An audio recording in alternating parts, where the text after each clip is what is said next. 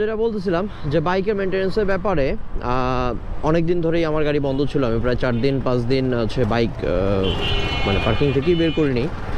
তো এরকম অবস্থায় আমি যদি এসে বাইককে মোটামুটি আমার যে রেগুলার স্পিড বা যে আরপিএমটা আমি ব্যবহার করি সেই আরপিএমে হচ্ছে গাড়ি চালাই, সেক্ষেত্রে আমার ইঞ্জিনে বড় ধরনের ক্ষতি হবে। এবং এটা আসলে আপনি একদিনে ফিল করবেন না, এটা আপনার কিছুদিন গেলে দেখবেন আপনার সেম মডেলেরই একটা গাড়ি আরেকজন ইউজ করতেছে, বাট ওর ইঞ্জিনের সাউন্ড বা ওর ইঞ্জিনের যে পারফরমেন্স সেটা আসলে আপনার সাথে মিলতেছে না, সে আপনার থেকে অনেক বেটার ইঞ্জিনের পারফরমেন্সটা পাচ্ছে। হ্যাঁ, তো এবং কিছুদিন পরে আপনাকে ইঞ্জিনে কাজও করানো লাগতে পারে। সো এটা যে কারণে হয় সেটা হচ্ছে অনেক দিন ধরে বন্ধ থাকাতে ইঞ্জিন অয়েলটা নিচে পড়ে থাকে, একদম ইঞ্জিনের একদম নিচে পড়ে থাকে ইঞ্জিন অয়েলটা।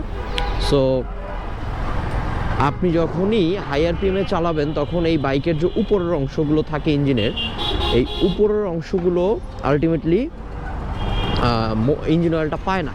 তো ইঞ্জিন অয়েলটা না পাওয়ার কারণে ও কী হয়, যে ঘর্ষণের ফলে এটা হচ্ছে ক্ষয় হয়, এবং যখন ক্ষয় হয় তখন আলটিমেটলি এটার ফিডব্যাকটা ডে বাই ডে আস্তে আস্তে আস্তে আস্তে আপনি এটা পাবেন।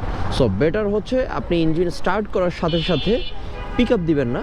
মোটামুটি অ্যাটলিস্ট যদি এফআই গাড়ি হয় তাহলে তো ও অটোমেটিকই দেখবেন যে স্টার্ট দেওয়ার সাথে সাথে রেঞ্জটা একটু বেশি থাকে। হ্যাঁ, কারণ হচ্ছে হালকা একটু রেঞ্জটা বাড়ায় রাখে ইঞ্জিন অয়েলটা যাতে উপরে ওঠে, এবং এফআইয়ের যে ফুয়েল ট্রান্সপারেন্টটা থাকে, ফুয়েল আসা যাওয়ার যে ব্যাপারটা থাকে ওইটা একটু সচল করা হয়। তো যখন ইঞ্জিনটা একটু গরম হয়, একটু হিট হয়, তখন এই জিনিসগুলো দেখবেন যে এফআই গাড়িতে অটোমেটিকলি এটা নেমে যায়, রেঞ্জটা নেমে যায়। কিন্তু কার্বোরেটরের ক্ষেত্রে যেটা হয় সেটা হচ্ছে আপনাকে ম্যানুয়ালি কাজটা করতে হয়। সেটা হচ্ছে আপনি বাইকের এই যে আরপিএমটা আছে এটা 2000 আরপিএমে রাখার চেষ্টা করবেন।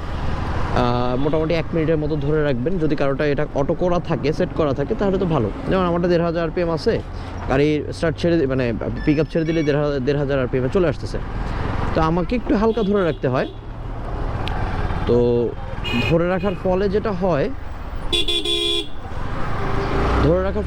হয় যে এই আরপিএমটা ঠিক থাকে, এবং এই সময়টা ইঞ্জিন অয়েলটা দ্রুত গরম হয়ে উপরে আসে, এবং এটা আমার ইঞ্জিনের জন্য বেশ ভালো।